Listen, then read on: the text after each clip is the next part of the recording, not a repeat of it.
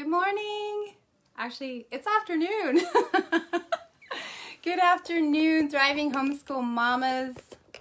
I'm super excited that you're here. Today, I just wanted to talk about some of my own experience in homeschool. Share with you one of my stories or some of my stories, and then just be able to talk about the freedom that we have, because homeschooling is pretty awesome. Like, you don't have to do anyone else's schedule except for the one that you decide, and you don't have someone else telling you what you need to do. So the freedom of the homeschool lifestyle is pretty amazing, and it's something that I think sometimes we sort of forget as homeschool moms, just because we get caught up in the mundane and the day-to-day and all the things that we need to accomplish. But really, we can design our life the way we want to. So this morning I was wanting to talk, or this afternoon I wanted to talk about morning schedules, actually, and the freedom of that. I was just talking with a mom over coffee, and she was saying that she had considered putting her kids back in, or her youngest even, and just the whole morning schedule thing, having to get up at 6, having to ride the bus, all these crazy things. She was just like, yeah, you know what? That just talked her completely out of it, which I actually personally haven't had to do that with my own children, but man, I can't even imagine having, a newborn baby, pulling them out of bed, getting the kids, getting them ready for school, having all of the lunch and everything that they have to have with them, and then taking them to school and dropping them off, or even putting them on the bus for as long as some of them have to ride.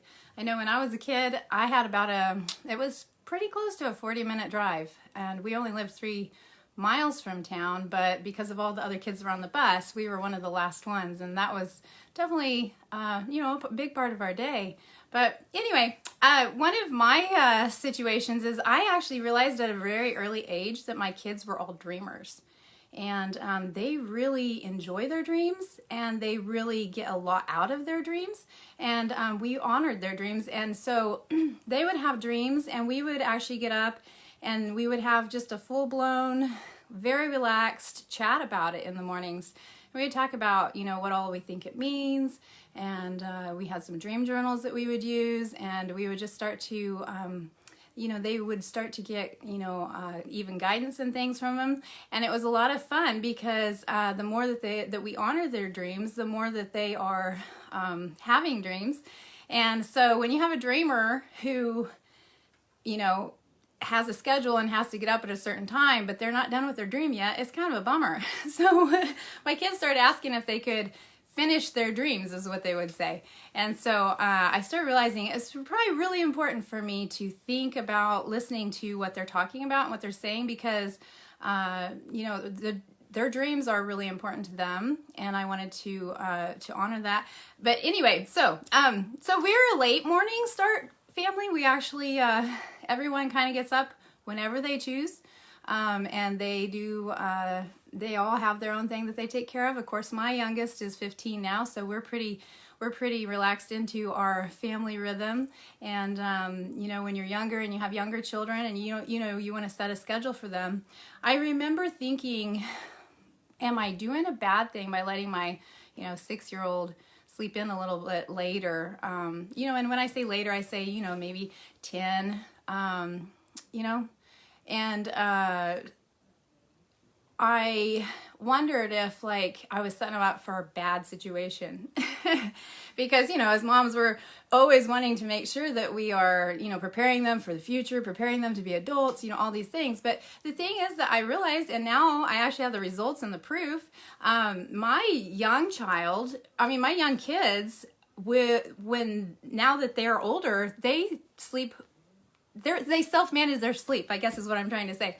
And so they do what they need to do in order for the life that they want to live. And so now my oldest has a full-blown company that he's been designing and coordinating. And so he does construction work, and he's works with contractors, and he goes out and does a lot of DIYs and renovations. And he actually gets up way before the crack of dawn. And he actually gets some of his brothers up, and they go and they work out in the rec center before the sun's even up. And then they head out and they go into the job that they have for that day, and they just feel real invigorated. Well, like normally you would think that if he was a late sleeper when he was young, then he's going to mess up his whole adult life and he's not going to be able to do that. Well, that's actually not really true. Kids will do whatever they need to do when they need to do it in order to accomplish the things that they would like to accomplish in life. And that's what happens when they turn into adults. They'll do what it is that they're passionate about and that they want to make their life look like. And so to think that, you know, we have to wake them up really early every day, because if we don't, they're never going to when they're older. It kind of was a little bit of a myth that I let go of. And I'm glad that I did, because my oldest actually was a night owl. And night owls need to be able to sleep in the mornings so that they can continue their growth, especially when they're younger and they're still growing. You don't want them to get up, you know, to stay up late and then to be up super early, because they need their sleep. And so he actually taught himself how to read a lot. Like I helped him some, his grandma helped him some, but mostly he taught himself to read at night with his cassette player in his top bunk of his bed at like 10:30 at night with Hooked on Phonics. And he would put the cassette on, and then he would play, he would read along with it, and I would hear him in there. And you know, had I told him, oh, you have to go to bed at 7, this is very important, you know, because you have to be able to get up at 6 in the morning or 7 in the morning, I would have shut down all of his learning patterns and his learning schedule. So I'm not saying like you have to just let go of all of that. I'm just saying maybe you should think about each of your children and their natural rhythm of their body and their natural schedule and their natural times when they have an open window for learning, because he loved to learn and read at very late times that probably a lot of children are not able to, especially school children. I know that. But anyway, so I just wanted to encourage you that we have freedom. Like, we have literally so much freedom as homeschool moms. And that is one of the super exciting things about it, is you can let your kids thrive and grow and be what it is that they need and that their heart kind of thrives on.